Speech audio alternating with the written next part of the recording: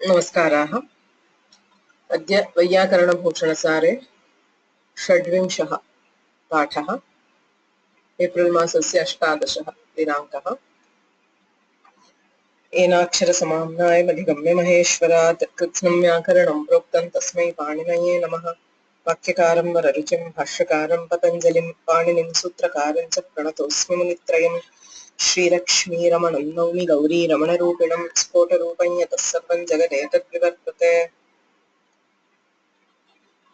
अद्य वैयाकरणभूषणसारस्य धात्वर्थप्रकरणे अन्तिमा कारिका अस्माभिः अध्येतव्या अस्ति। एतावता भावनाविषये एकदेशान्वयस्य अङ्गीकारः कर्तव्यः इत्येतस्मिन् विषये कारिकाद्वयम् अस्माभिः अधीतम्। अविग्रहागतादिस्था यथा ग्रामादिकर्मभिः क्रिया सम्बध्यते तद्वत् कृतपूर्व्यादिषु स्थिता। यथा ग्रामं गतः इत्यादिषु गतः इति कर्तृर्थे क्तप्रत्यये कर्तुः प्राधान्यात् भावना अप्रधाना अथवा गुणभूता एव। तथापि ग्रामम् इति कर्मणः अन्वयः भवति। एवमेव कृतपूर्वीकटम् इत्यादिषु कृतं पूर्वं येन सह कृतपूर्वी इति कर्तृर्थे इनि प्रत्यये कटं कृतपूर्वी भावनायाः अप्राधान्येऽपि कट इत्याख्यस्य कर्मस्य अन्वयः भवति। यद्यपि पदार्थः पदार्थेनान्वेति न तु एकदेशेन इति न्यायः अस्ति, तथापि सम्बन्धिशब्दस्सापेक्षः नित्यं सर्वसमस्यते इति न्यायेन यथा देवदत्तस्य गुरुकुलम् इत्यादिषु भवति सविशेषणस्यापि वृत्तिः भवति।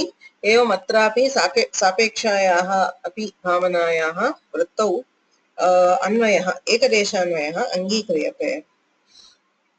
एवं यदि अङ्गीक्रियते तर्हि यथा पञ्चकृत्वः भुङ्क्ते द्विः अधीते इत्यादयः भवन्ति प्रयोगाः। एवं कृदन्तेन योगे अपि भावकृदन्तैर्योगे अपि सकृत्पाकः विहिपाकः इत्यादि प्रयोगाः स्युः इति आपत्तिः प्रदर्शिता। तदा तु इष्टापत्तिः इति कौण्डभट्टेन अङ्गीकृतम्। चत्वोऽर्थाः क्त्वा तुमुन्वत्स्युः इति चेत् सन्तिः क्वचित् अतिप्रसङ्गो नोद्भाव्यो अभिधानस्य समाश्रयात् भवति। यथा द्विर्वचनम् इति पाणिनिनैव प्रयुज्यते। द्विः प्रयोगः द्विर्वचनम् इति भाष्यकारेण च व्युत्पत्तिः उच्यते। एवम् अन्यत्रापि प्रयोगाः सन्ति, सकृत् मननं सकृत् श्रवणम् इत्यादि। अतः कृत्वोऽर्थानामपि भावकृदन्तैः सह अन्वयः भवति, यत्र एकदेशेन साध्यक्रियया अन्वयः भवति इति प्रतिपादितम्। ननु सिद्धान्ते बोधकतारूपा शक्तिः आख्यातशक्तिग्रहवतां बोधाद् आवश्यकी इति धातोरेव भावनावाच्या न आख्यातस्य इति कथं निर्णयः इति आशङ्कां समाधत्ते। अत्र प्रश्नः धात्वर्थः भावना इति एतावता प्रतिपादितं। स च वैयाकरणसिद्धान्तः। किन्तु पदे शक्तिः इति काचित् भवति, सा च बोधकता रूपा। यत् पदं बोधं जनयति तत् शक्तम्। स शक्तिः पदपदार्थसम्बन्धः इत्युच्यते। यत्र बोधः भवति तत्र शक्तिः अस्ति। यस्मात् पदात् यादृशः बोधः भवति तादृशः अर्थः तस्मात् पदात् शक्यः इत्युच्यते। इदानीं ये मीमांसकाः आख्यातार्थभावनावादिनः अर्थात् भावना तिङर्थः न तु धात्वर्थः इति वदन्ति, तेषामपि बोधः भवति।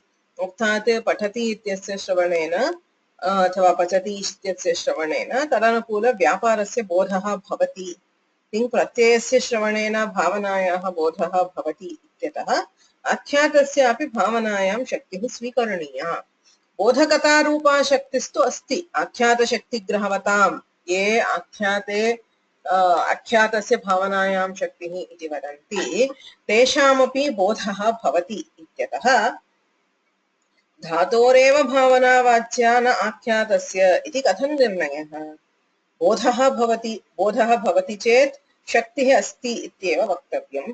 एवञ्च धातोः यथा भावनायां शक्तिः शक्तिः एवम् आख्यातस्यापि भावनायां शक्तिः अस्ति इति अङ्गीकर्तव्यम् तथा बोधः भवति इत्यतः अतः कथमत्र आख्यातस्य भावनायां शक्तिः न इति निराकर्तुं कथं शक्यते इति आक्षेपः तत्र वदति भेद्यभेदकसम्बन्धोपाधिभेदनिबन्धनं साधुत्वं तदभावेऽपि बोधो नेह निवार्यते साधुत्वाभावेऽपि बोधः न निवार्यते ये असाधवः शब्दाः अथवा अपभ्रंशाः तैरपि बोधः भवति बोधः भवति इत्येतावन्मात्रेण तस्य साधुत्वं न सम्भवति यथा अपभ्रंशाः अथवा अपशब्दाः भवन्ति गौः इति शुद्धं रूपं गावी इति कश्चित् प्रयुक्ते तस्मादपि गोपदार्थस्य बोधः भवितुमर्हति तेन कारणेन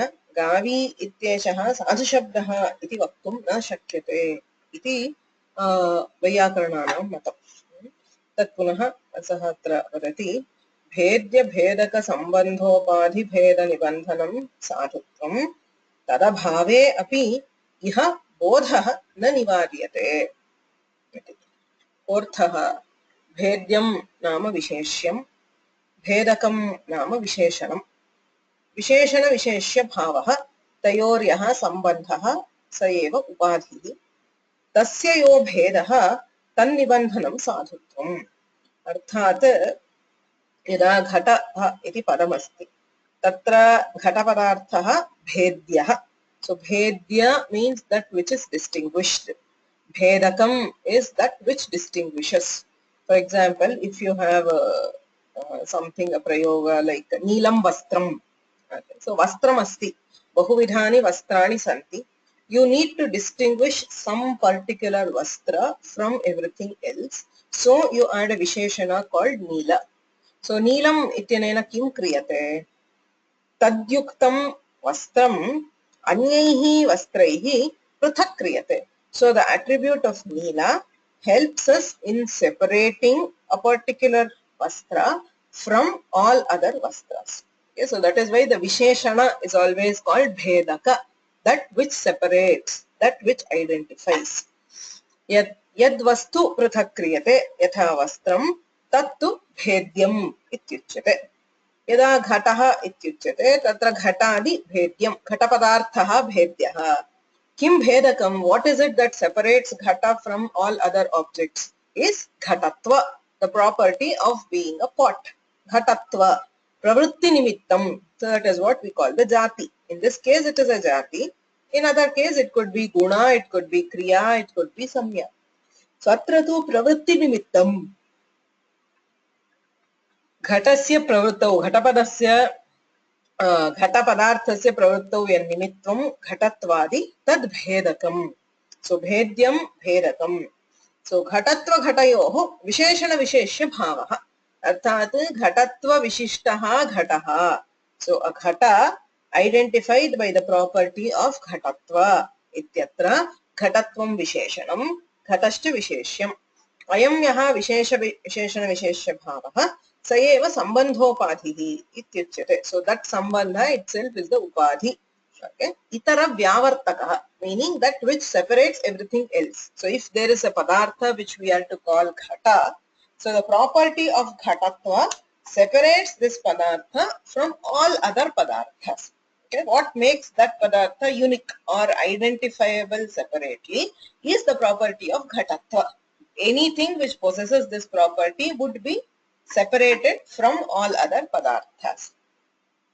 okay so samavaya sambandhena ghatatva vishishta ghatasya bodhe upadhi bhedah ityuchyate ayam sambandhah bahuvidhah bhavitum arhati atra ghatatvam ghatah ityetayoh samavaya sambandhah so this is samavayah nitya sambandhah iti tarkikaah vadanti so samavaya is a particular kind of sambandha a nitya sambandha a sambandha which cannot be destroyed panchasu padartheshu ayam sambandha bhavati iti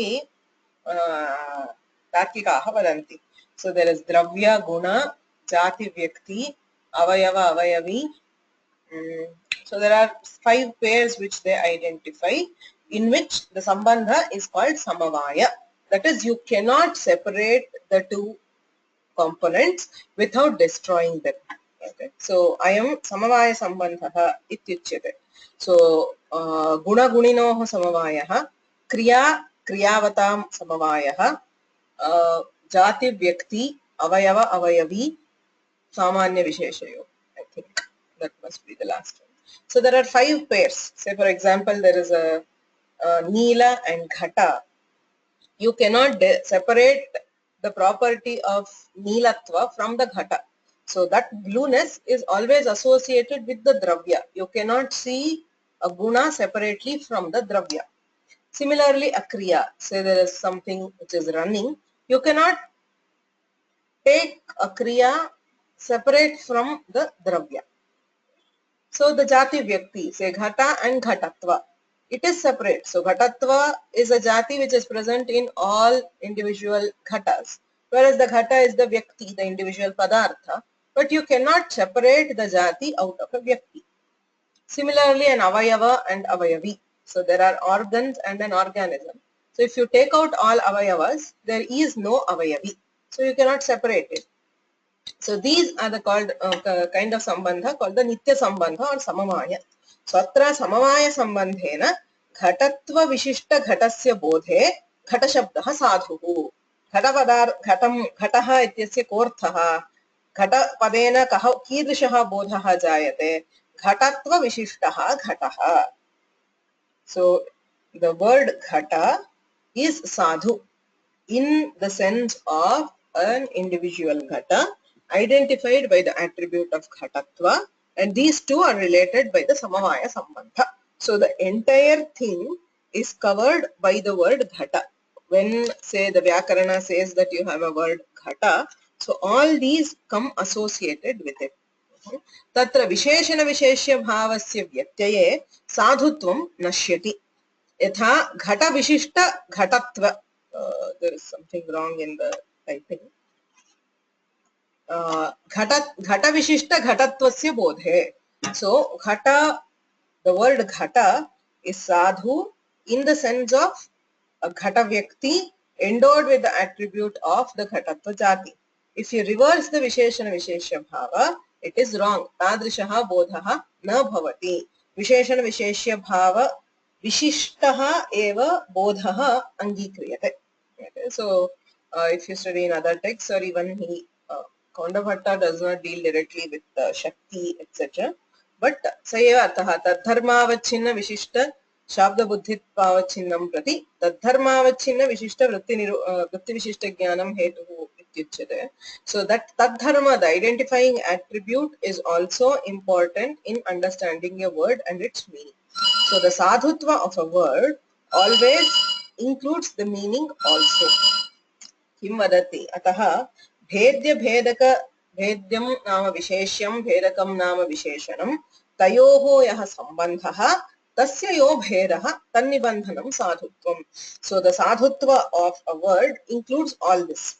यस्मिन् विशेष्ये यादृश विशेषणेन अन्विते यादृश आनुपूर्व्याः साधुत्वं सूत्रकारादिभिरुक्तम्. तत्र स शब्दः साधुः. किं विशेषणं किं विशेष्यं कीदृशी आनुपूर्वी. So, what Vyakarana does, even though we say it is concerned with the word itself, ityukte yatha padam vayam vadamah punaha punaha uchyate kim shabda pramanakaha vayyakaranaha ityuchyate shabdaha eva pradhanam tathapi tena anyatra vakyapadiye udaharanam diyate asvaha iti shabdah asti. एषः शब्दः साधुर्वा न साधुर्वा इति प्रश्नः. अस्व इति शब्दः अश्व इत्यस्ति. अस्व दन्त्यः सकारः अस्ति. अस्वः इति शब्दः साधुर्वा न साधुर्वा इति चेत् अश्वपदार्थे असाधुः. If you mean to convey ashwa, a horse, then it is not sadhu. The word asva, ashvah ityarthe asva shabdasya sadhutvam nasti. Kintu अस्वः न विद्यते स्वः धनं यस्य सः नाम निर्धनः इत्यर्थे अस्वः इति शब्दः साधुः. So you cannot determine the sadhutva of a word just by the anupurvi. It is, even though we say व्याकरणेन शब्दानां साधुत्वं निर्णीयते इत्युच्यते तत्र अर्थः न त्यज्यते सर्वथा अर्थस्य त्यागः न शक्यते सो अस्वः इति शब्दः साधुर्वा न साधुर्वा इति चेत् कस्मिन् अर्थे अश्वः हयः इत्यर्थे असाधुः किन्तु निर्धनः इत्यर्थे साधुः अतः तत्र विशेषणं विशेष्यं नाम भेद्यं भेदकं तयोः सम्बन्धः तद्विशिष्टायाः आनुपूर्व्याः एव साधुत्वम् उच्यते यत् सूत्रकारादिभिः उच्यते तत्रैव साधुत्वं भवति अयमर्थः व्याकरणस्मृतिः शब्दसाधुत्वपरा तत्तु सत्यं वाक्यपदीयेनापि उच्यते साधुत्वज्ञानविषया सैषा व्याकरणस्मृतिः शब्दानां साधुत्वं बोधयितुं व्याकरणस्मृतिः प्रवृत्ता तत्रैव अवच्छेदकतया कल्प्यमानधर्मस्य शक्तित्वं वदतां मीमांसकानां मीमांसकास्तु किं वदन्ति साधुत्वस्य विषयेन वदन्ति शक्ततावच्छेदकम् इति वदन्ति so they are concerned more with the shakti that is what the word conveys than the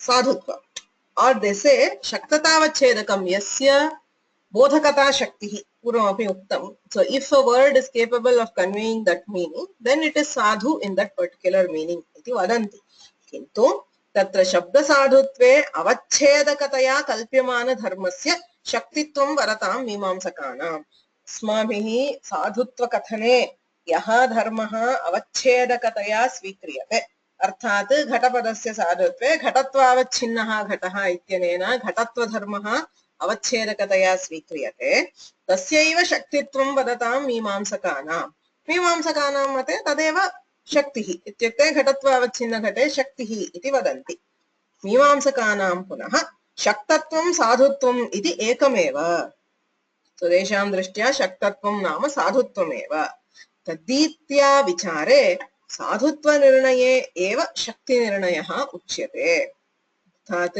वैयाकरणमते वस्तुतः साधुत्वं नाम किं पुण्यजनकत्व धर्मविशिष्टं साधुत्वं औण्डभट्टेनापि अग्रे उच्यते यस्य शब्दस्य प्रयोगेण पुण्यं भवति स शब्दः साधुः इति वैयाकरणानां मतम् मीमांसकमते तु शक्ततावच्छेदकं नाम शक्तिविशिष्टे शब्दे विद्यमानत्वं साधुत्वं so that pada which is capable of conveying a meaning so that itself is taken as sadhutva shaktitvam sadhutvam ekameva iti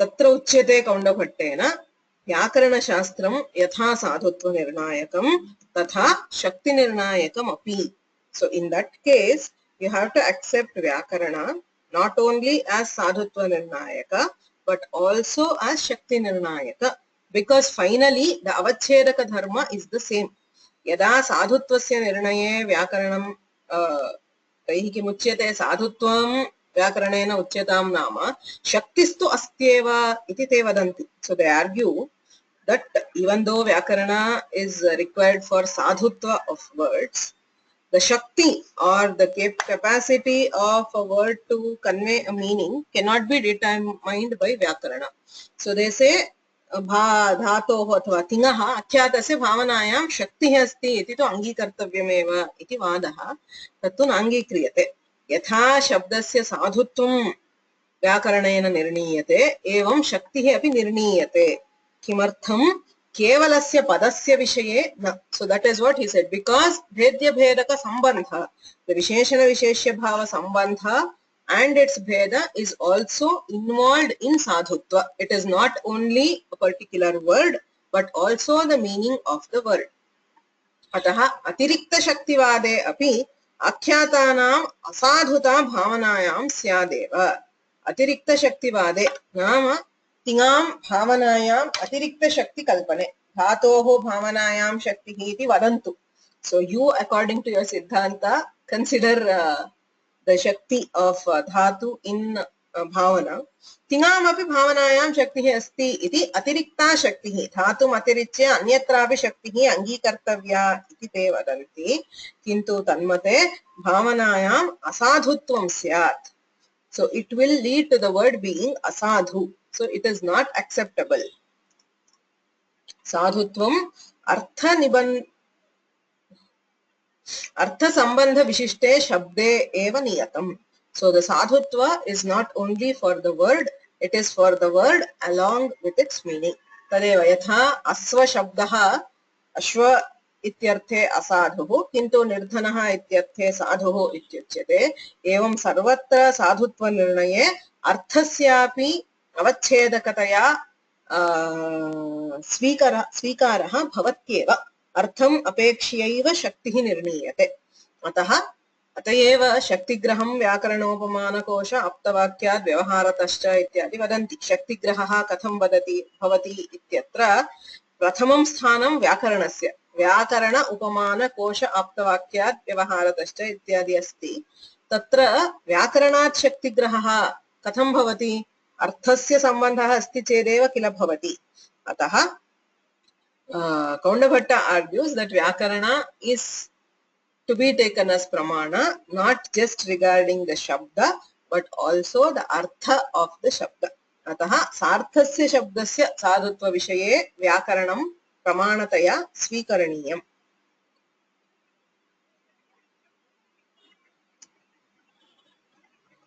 अत्र कश्चित् प्रश्नः कोश शब्दस्य तालव्यः वा मूर्धन्यः वा इति उभयथापि प्रयोगः अस्ति so the word kosha is used with both talavya the shakara and the मूर्धन्य shakara उभयथापि प्रयोगः दृश्यते उभयथापि साधुत्वम् अस्ति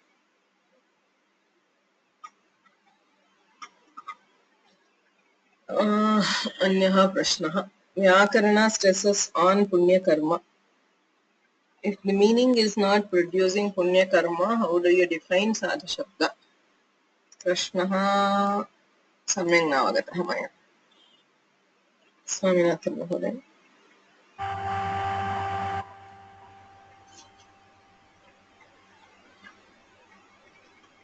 हरि ओम् Yes.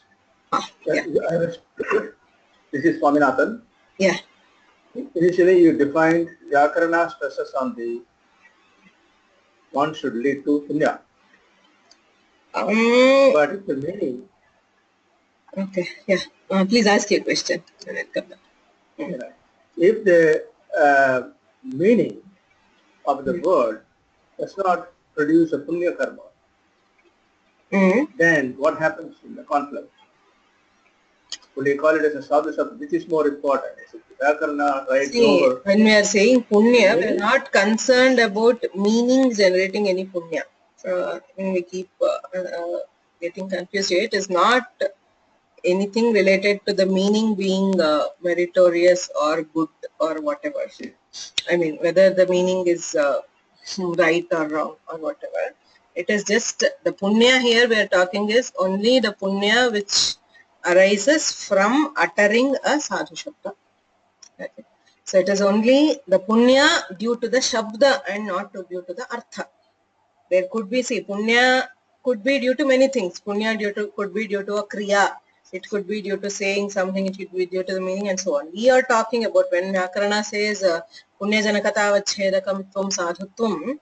It is not about the meaning of a word. That is, what is the meaning of a word?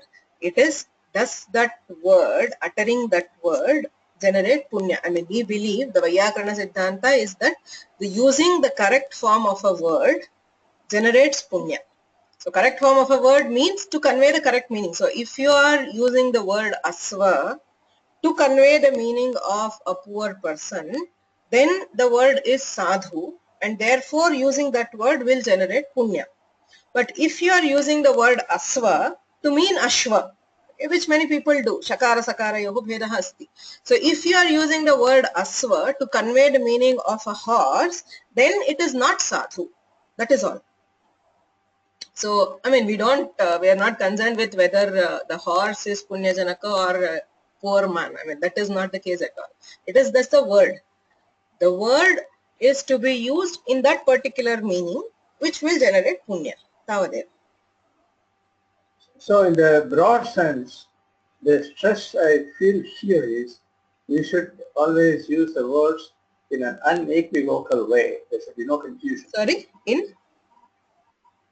no confusion. Unequivocal means you'd always speak so that it is clear. There's no Exactly. I mean, that is the thing. You have to use the correct words. That is the thesis of Vyakarana.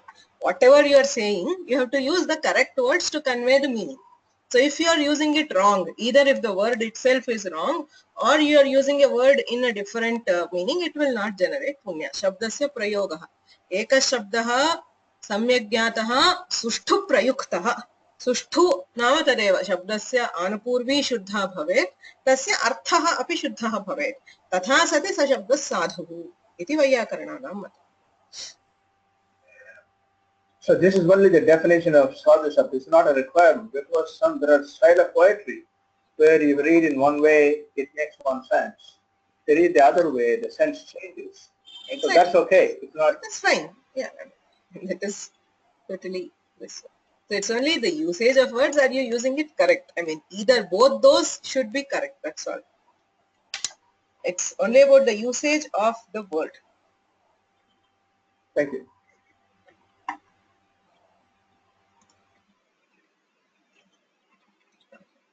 So, एवंच चतुर्थ्यर्थे तृतीया प्रयोगवत् धात्वर्थ भावनायाम् आख्यात प्रयोगे याज्ञेकर्मणि असाधु शब्द प्रयोगात् नानृतं वदेत् इति निषेधोल्लंघन प्रयुक्तं प्रायश्चित्तं दर्शनान्तरीय व्युत्पत्तिमतां स्यादेव. सो अत्र दोषं प्रदर्शयति. अस्तु धातु भवन्तः धात्वर्थः भावना इति वदन्ति वयम् आख्यातार्थः इति वदामः तथैव भवतु इत्यपि न भवति भवद्भिः अङ्गीकर्तव्यमेव अस्माकं मतम् इति कौण्डभट्टेन प्रतिपाद्यते. किमर्थम् इति चेत् चतुर्थ्यर्थे तृतीया प्रयोगवत् चतुर्थी अस्ति चतुर्थी विभक्त्याः अर्थः उद्देश्यं दानक्रियायाः उद्देश्यं चतुर्थ्या उच्यते. यदि चतुर्थी विभक्तिस्थले तृतीया विभक्तिः प्रयुज्यते तृतीया विभक्त्याः कः अर्थः करणम् इत्यर्थः. अन्येपि अर्थाः भवितुमर्हन्ति. सामान्यतः करणम् इत्यर्थः कारकस्य चतुर्थी नाम सम्प्रदानकारकस्य उद्देश्यम् इत्यर्थः. एवं तृतीया विभक्तेः प्रयोगे करणम् इत्यर्थः भवति. चतुर्थी विभक्तेः अर्थे तृतीया विभक्तेः प्रयोगः साधुर्वा इति चेत् न साधुः दोषाय इति मीमांसकैरप्यङ्गीक्रियते असाधु प्रयोगः. So if your sense is that of chaturthi and you use a tritiya vibhakti to convey that sense, it is not acceptable because it is asadhu. Similarly, if your sense is bhavana and you are using the ting pratyaya to convey that bhavana, then it is wrong. Just like using when uddeshya is chaturthyartha, you have to use chaturthi vibhakti to convey uddeshya. If you use tritiya vibhakti to convey uddeshya, your usage is wrong. So that is acceptable to all. So similarly here also, the bhavana is the sense of the dhatu conveyed by the dhatu, and ting pratyaya conveys the sense of karta or karma. If you are using ting pratyaya to convey the sense of bhavana, it is wrong. Evancha chaturthyarthe tritiya prayogavat धात्वर्थ भावनायाम् आख्यात प्रयोगे धात्वर्थ भावनायां वक्तव्यायां यदि तिङ् प्रत्ययः प्रयुज्यते भावनां वक्तुं तिङ् प्रत्ययः यदि प्रयुज्यते तर्हि दोषः याज्ञे कर्मणि असाधु शब्द प्रयोगात्. यत्र यतोहि मीमांसकानां चिन्ता तु यज्ञकर्मणः विषये एव. अतः याज्ञे कर्मणि असाधु शब्द प्रयोगात् तत्र असाधु शब्दः प्रयुक्तः इति भवति. तथा सति नानृतं वदेत् इति निषेधोल्लङ्घन प्रयुक्तम्. याज्ञे कर्मणि नानृतं वदेत् इत्यस्ति इत्युक्ते तत्र अनृतकर्म निवारणीयम् इति. तस्य निषेधस्य उल्लङ्घन प्रयुक्तं प्रायश्चित्तं. यत्र निषिद्धं कर्म क्रियते तत्र प्रायश्चित्तम् अपि आचरणीयं भवति. अतः तादृशं प्रायश्चित्तं दर्शनान्तरीय व्युत्पत्तिमतां स्यादेव. अतः धात्वर्थे भावनायां कर्तृर्थक आख्यातस्य प्रयोगः दोषाय यथा चतुर्थ्यर्थे तृतीयायाः प्रयोगः दोषाय एवं धात्वर्थे आख्यातस्य प्रयोगः दोषाय तथा सति तथा यदि भवन्तः वदन्ति तर्हि तत्र प्रायश्चित्तं कर्तव्यं स्यात्. ननु त्वन्मते नानृतम् इति निषेधः कृत्वर्थः एव न सिद्ध्येत्. आख्यातेन कर्तुः उक्तत्वात् श्रुत्या पुरुषार्थतैव स्यात् प्रकरणाधिकर्थता तच्च श्रुतिविरोधे बाध्यते इति चेन्न तत्र मीमांसकाः किं वदन्ति ननु त्वन्मते नाम वैयाकरणानां मते नानृतं वदेत् इति निषेधः अस्ति मीमांसकानां किं मतं नानृतं वदेत् इत्यस्ति तत्र वदेत् इत्यत्र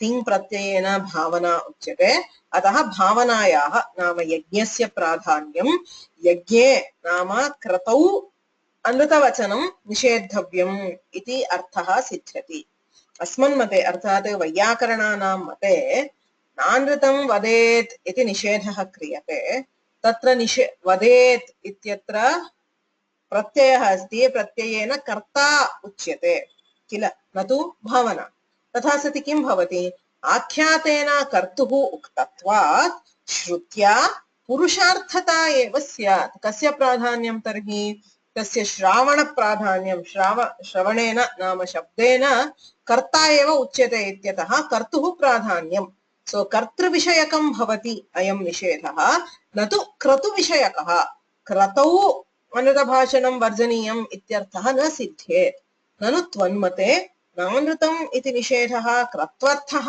एव न सिद्ध्येत् आख्यातेन कर्तुः उक्तत्वात् श्रुत्या पुरुषार्थता एव स्यात् क्रतोः लाभः भवति कथं भवति प्रकरणाधिकर्तर्थता प्रकरणं ज्ञात्वा तत्र कर्तर्थत्वं भवति तच्च श्रुतिविरोधे बाध्यते यत्र तु साक्षात् श्रुतस्य प्रकरणस्य च विप्रतिषेधः तत्र प्रकरणं बाध्यते साक्षात् यत् श्रूयते तस्यैव स्वीकारः इति मीमांसकानां न्यायः तथा सति पुरुषार्थता एव भवति निषेधस्य that is the nishedha will apply to the purusha that is to the karta and not to the kratu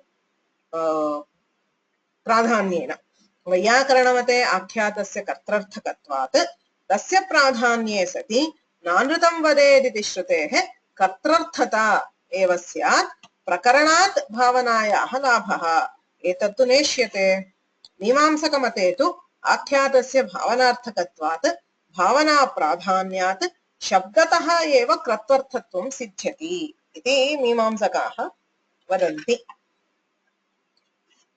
इति चेत् न सो अयं वादः न तिष्ठति कुतः तिङर्थस्तु विशेषणम् इत्यनेन परिहृतत्वात् अस्माभिः तिङर्थः कर्ता इत्युच्यते न तु कर्ता प्रधानः इति अस्माभिरपि व्यापारः प्रधानः इत्येव किल उच्यते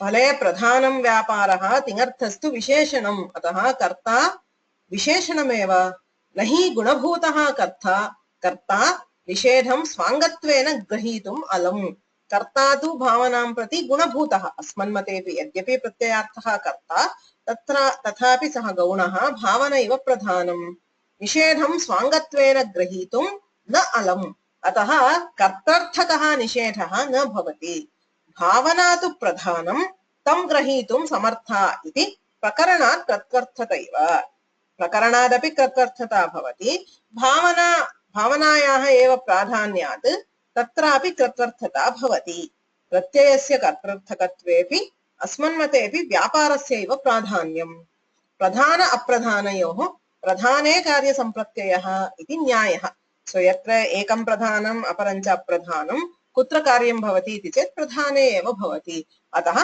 अस्मन्मतेपि श्रौतं कर्तर्थत्वं सिद्ध्यत्येव अथवा अस्तु वा क्रतुयुक्त पुरुषधर्मः अथवा भावनार्थकत्वं कृत्वर्थत्वम् एव भवेदिति नास्ति क्रतुयुक्त पुरुषस्य धर्मः भवतु अनृतवचनं कस्य निषिध्यते क्रतौ निषिध्यते सत्यं किन्तु क्रतुः अनृतं न भाषते किल अनृतं के भाषन्ते पुरुषाः एव भाषन्ते क्रतुयुक्त पुरुषाः अनृतं न भाषेरन् इत्येव निषेधः अनुष्ठाने विशेषाभावात् कृत्वर्थत्वम् उच्यते अथवा क्रतुयुक्त पुरुषार्थत्वम् उच्यते उभयत्र अनुष्ठाने समानं because whether you are saying the nishedha is for the kratu or for persons involved in the kratu the phala is the same because it is finally applying to the purusha not to the kratu itself atah astu va क्रतुयुक्त पुरुषधर्मः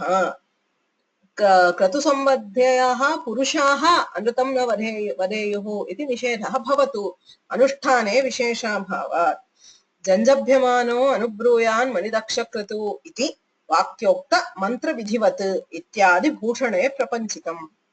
So such arguments in more detail are found in the Vaiyakarana Bhushana.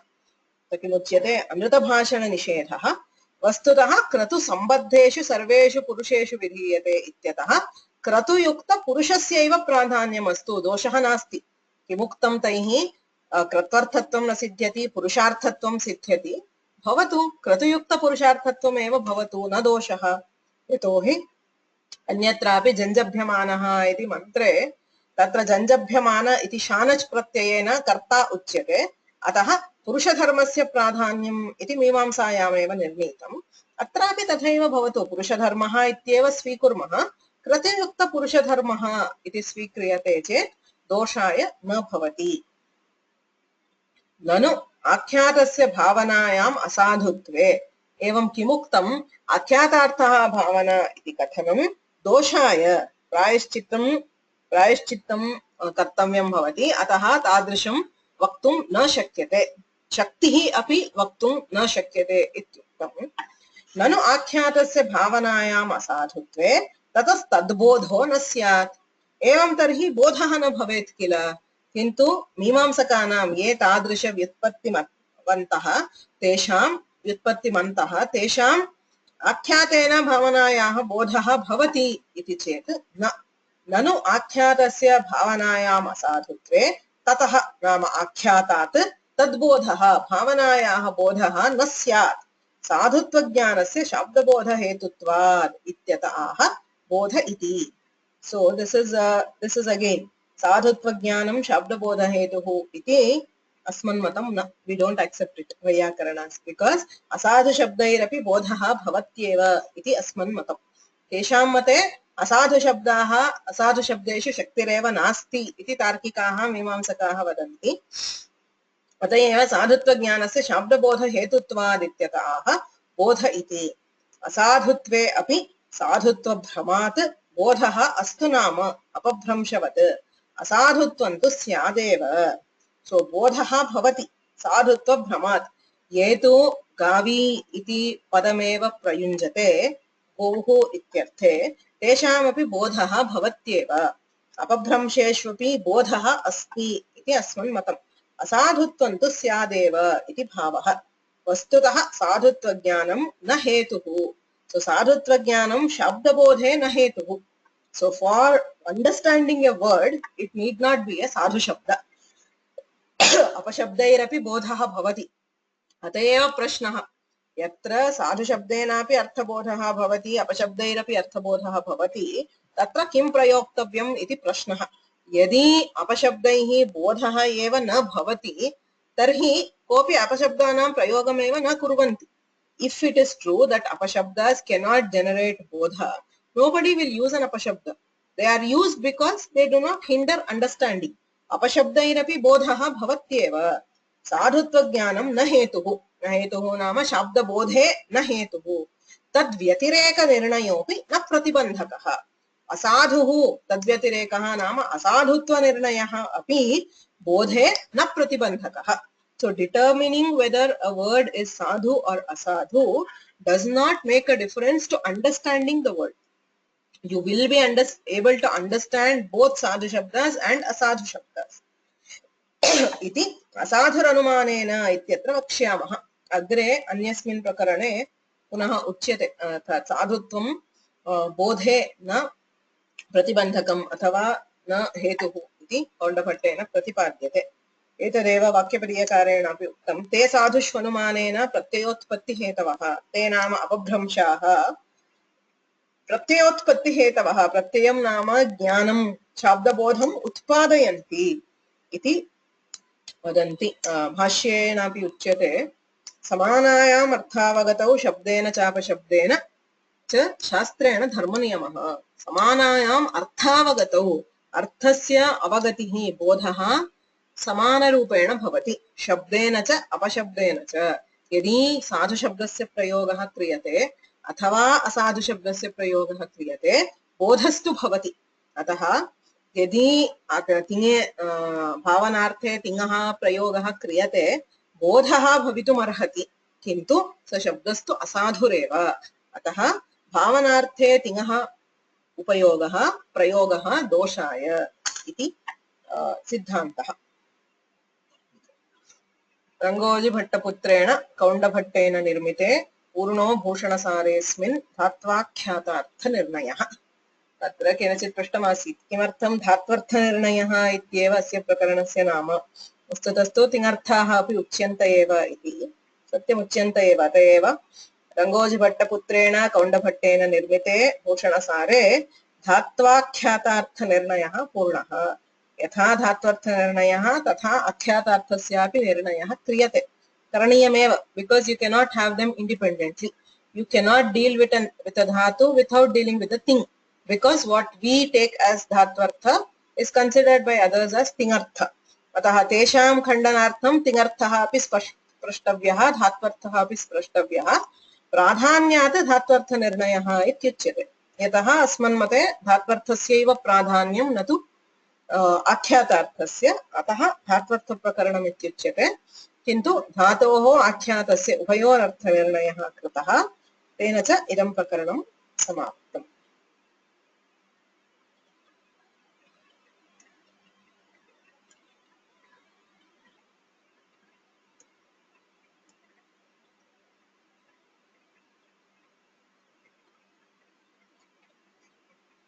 So Prashnaha, when a dhatu is uttered, it cannot mean another dhatu. So with ting, no change happens to dhatvartha. See, Navagatah Prashna. Yes. Nandakumar.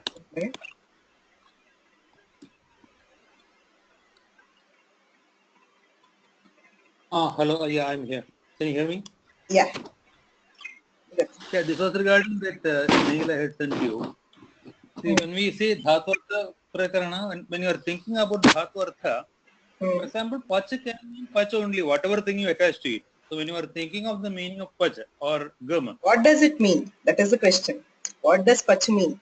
See, we are not concerned in this. The Arthika Granthas are not concerned with individual Shabdas. They are concerned with Dhatu as a whole. So what does Pach mean?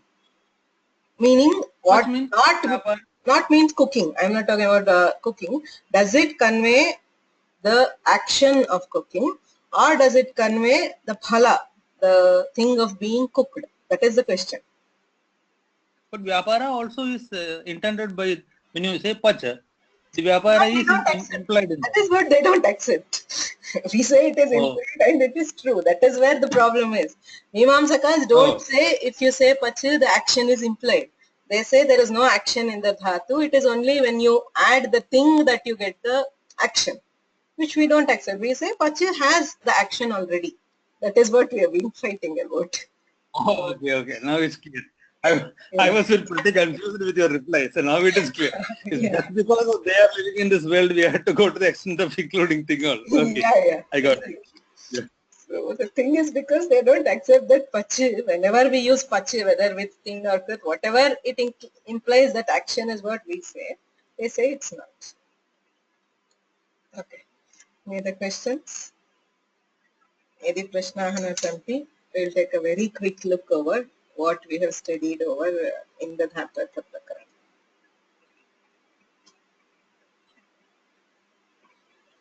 No questions?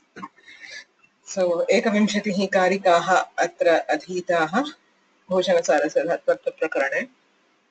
फणिभाषितभाष्याब्धेः शब्दकौस्तुभ उद्धृतः तत्र निर्णीत एवार्थः संक्षेपेणेह कथ्यते इति प्रथमा कारिका। So, भट्टोजिदीक्षितैः वैयाकरणमतोन्मज्जनकारिकाः इत्याख्याः चतुस्सप्ततिः कारिकाः निर्मिताः महाभाष्यमूलकाः। अत्र फणिभाषितभाष्याब्धेः इति स्पष्टं प्रतिपादयति। महाभाष्याधारेण तेन वैयाकरणसिद्धान्तान् प्रतिपादयितुं चतुस्सप्ततिः कारिकाः निर्मिताः।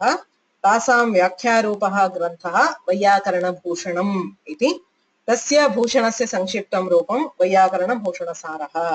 एतद् ग्रन्थद्वयमपि कौण्डभट्टेन, अयं कौण्डभट्टः भट्टोजिदीक्षितानां भ्रातुष्पुत्रः, तेन निर्मितम् इदं ग्रन्थद्वयम्। अत्र व्याख्यानं दृश्यते. So the karikas of Vaiyakarana Karika accompanied by the Vyakhyana of the Bhushanasara is what we studied. So tatra prathama pratamam prakaranam tatra prathama karika asti phalavyaparayordhatuh ashrayeta tingasmrataah phale pradhanam vyaparah tingarthastu visheshanam.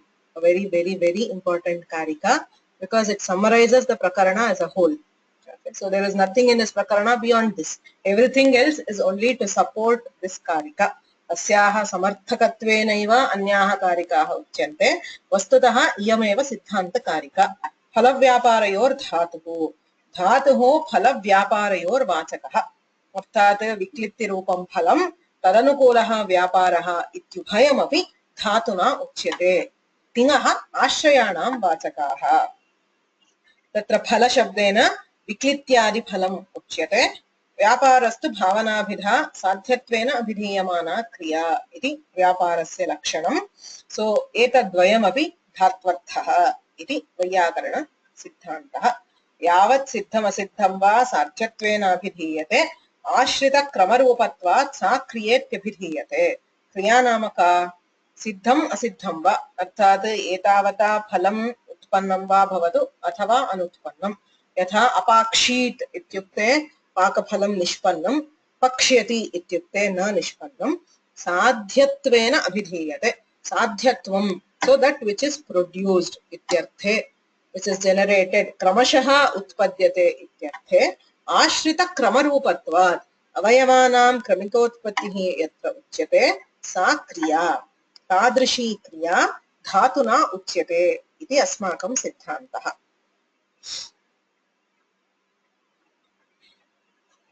तत्र साध्यत्वं नाम किं? क्रियान्तर आकांक्षा अनुत्थापकता अवच्छेदकत्वं साध्यत्वं. यया क्रियया क्रियान्तरस्य आकांक्षा नोत्पद्यते सा क्रिया साध्यक्रिया इति उच्यते. तादृशव्यापारः साध्यरूपेण क्रिया धातुना उच्यते. अयं च व्यापारः फुत्कारत्व अधःसन्तापनत्व यत्नत्वादि तत्तद्रूपेण वाच्यः. क्रमिकोत्पत्तिः, सो क्रिया एका न, सर्वत्र क्रियायाम् अवयवाः भवन्ति. सो ऑल क्रिया is a mixture of component क्रियास्. सर्वेषाम् अवान्तर व्यापाराणां तत्तद्रूपेण वाच्यत्वम्. अर्थात् यदा पचति इत्यनेन कदाचित् भूत्कारत्वं वाच्यं भवति. यदा भूत्करोति तदापि पचति इति प्रयोगः.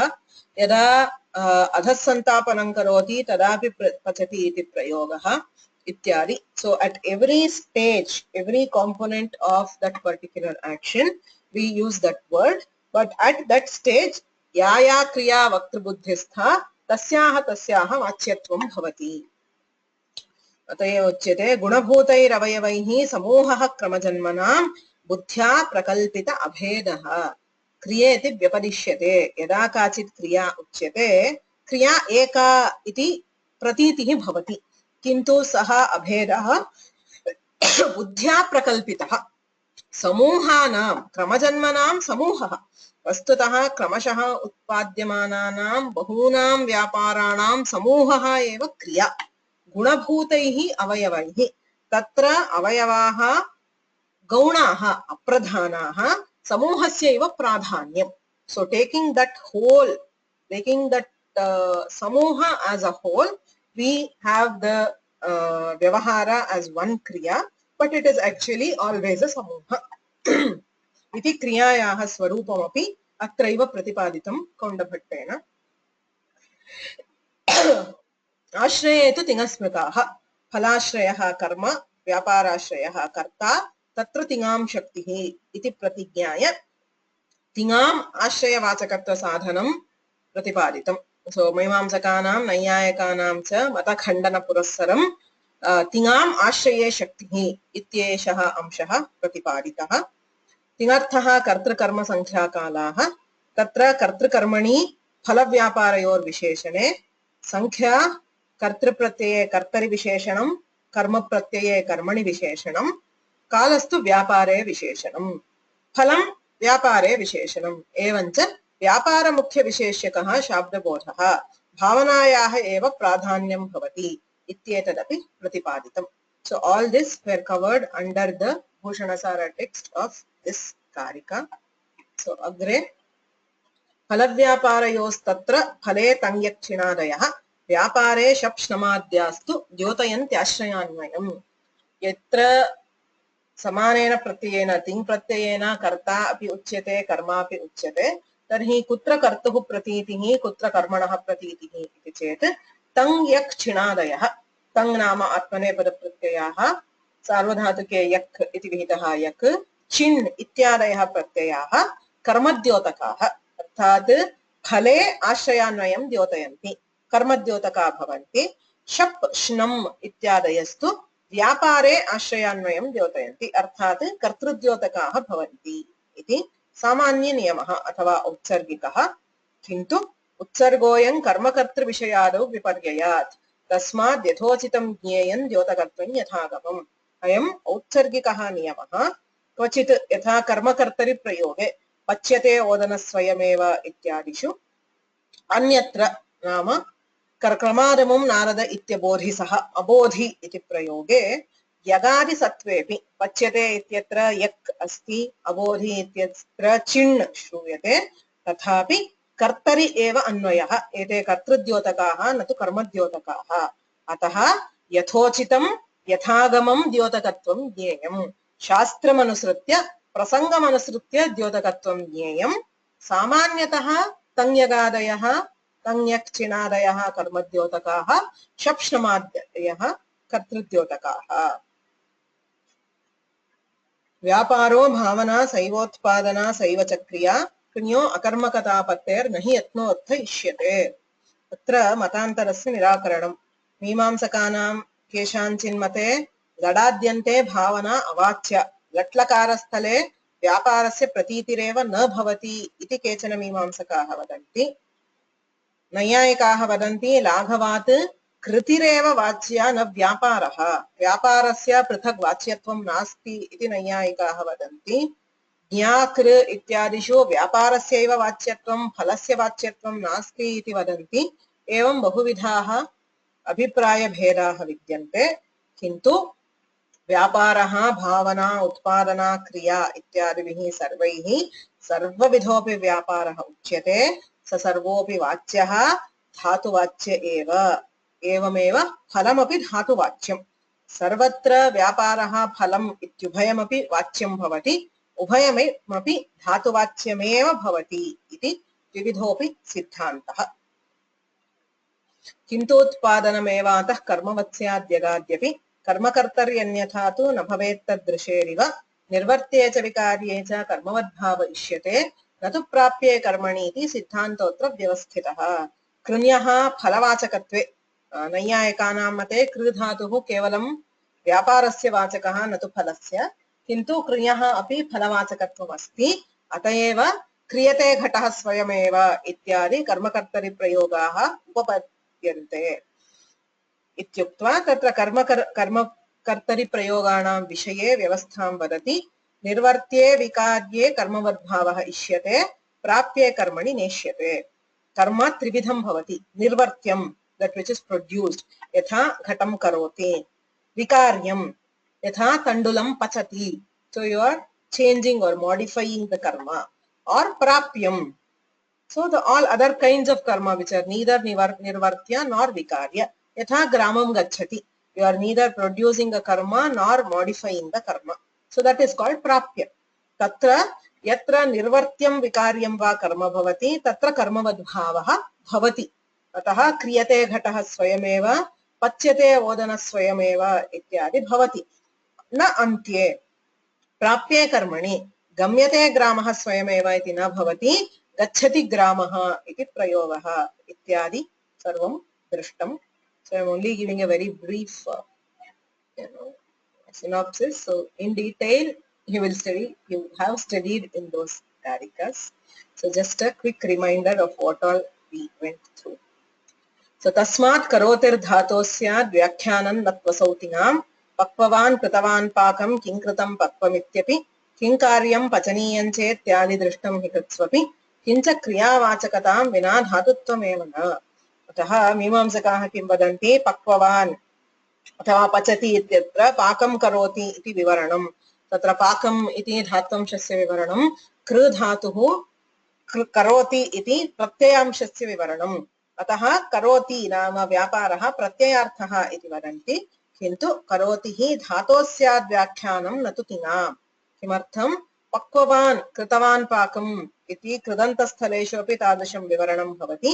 यदि भावना आख्यातवाच्या इति अङ्गीक्रियते तर्हि प्रकृतिप्रत्ययार्थन्यायः तदागमन्यायश्च वक्तव्यः मीमांसकैः। तयोः निराकरणम् अत्र कृतम्। किं कृतं पक्वम् इत्यादिषु। एवं भावनायाः धात्वर्थत्वाभावे अनुपपत्तिः। यथा कर्तृ कर्मार्थे करणार्थे कृत्प्रत्ययाः दृश्यन्ते। किं कार्यं पचनीयम् इत्यादि कर्मार्थे प्रत्ययः। यदि क्रिया नास्ति, अत्र तु आख्यातं नास्ति, आख्यातः तिङ् प्रत्ययः नास्ति चेत् भावना नास्ति, तथा सति कर्मणि प्रत्ययः कथं भवेत्। एवमेव समासाः कर्तृकर्मणो तृतीय समासः कर्तृकरणे कृता बहुलम् इत्येवम्। एवं निजन्तप्रयोगाः अत्र सर्वत्र अनुपपत्तिः भवति यदि भावनायाः धात्वर्थत्वं नाङ्गीक्रियते। किञ्च क्रियावाचकतां विना धातुत्वमेव न। भादिगणपठितत्वे सति क्रियावाचकत्वं धातुत्वम् इति महाभाष्यस्य निर्णयः।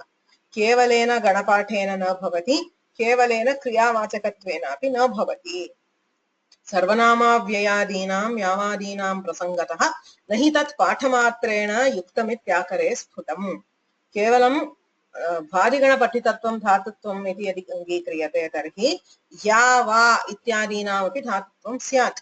या प्रापणे इति धातुः, या इति सर्वनाम्नः स्त्रीलिङ्गे एकवचनम्, अस्यापि धातुत्वे दोषः।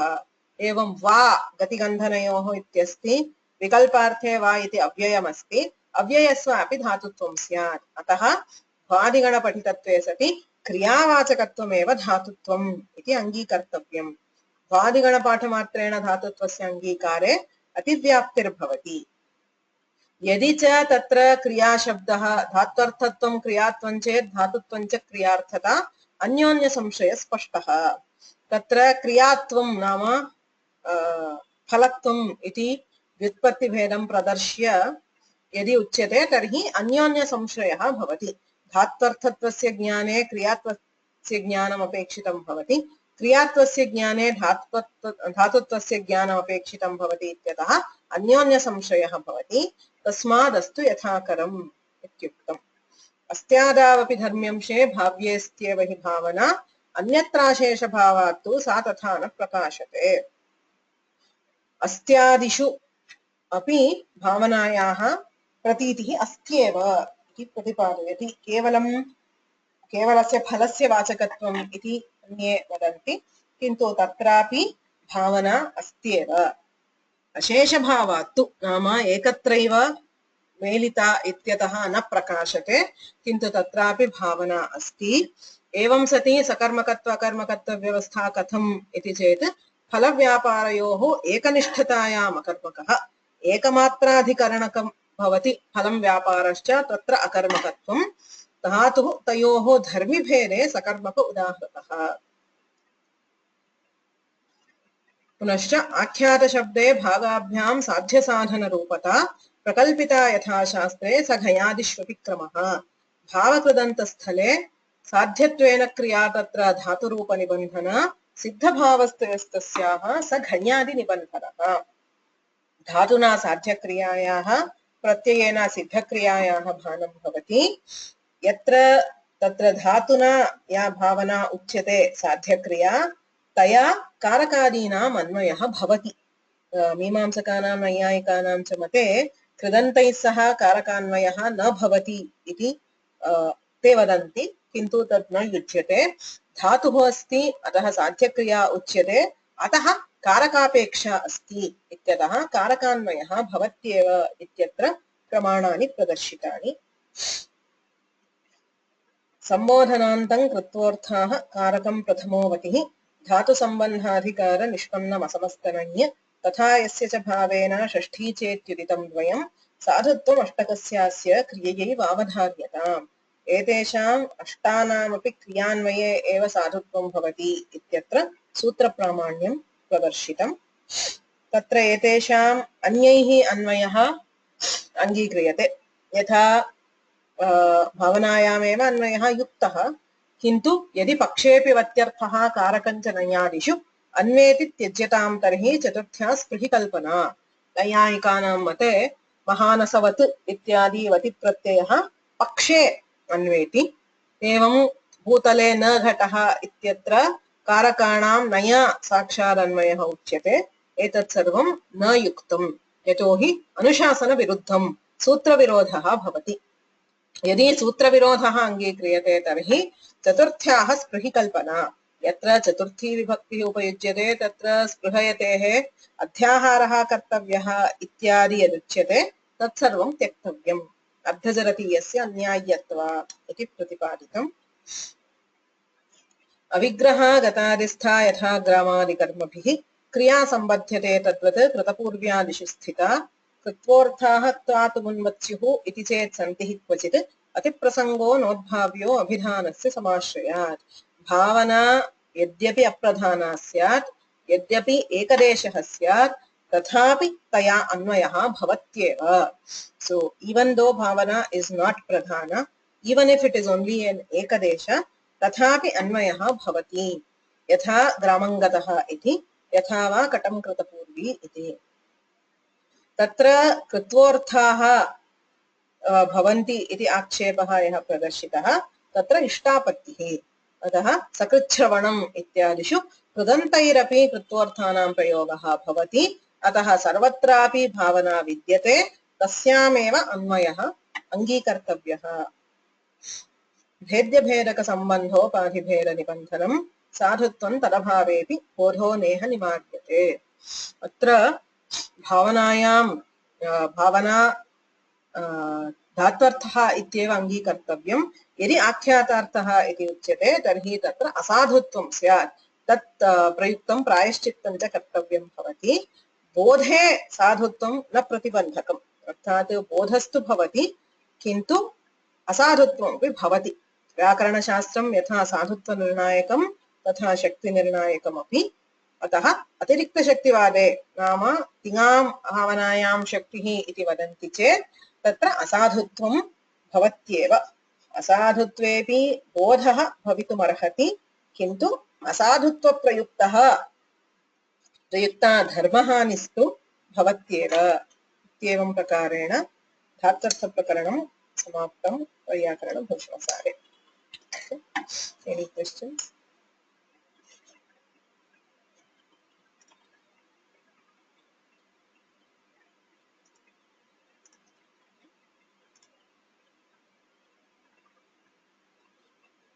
So anena vargah samaptah. So we are ending the Dhatvartha Prakarana course here. So we are not taking the other Prakaranas of the Bhushanasara for now. Okay. Hopefully someday we can come back to it. For now, this is it. Prashnaah santi chet email dwara prachantu. So all the best to those who are writing exams. धन्यवादाः श्रीलक्ष्मीरमणं नौमि गौरीरमणरूपिणं स्फोटरूपं यतः सर्वं जगदेतद्विवर्तते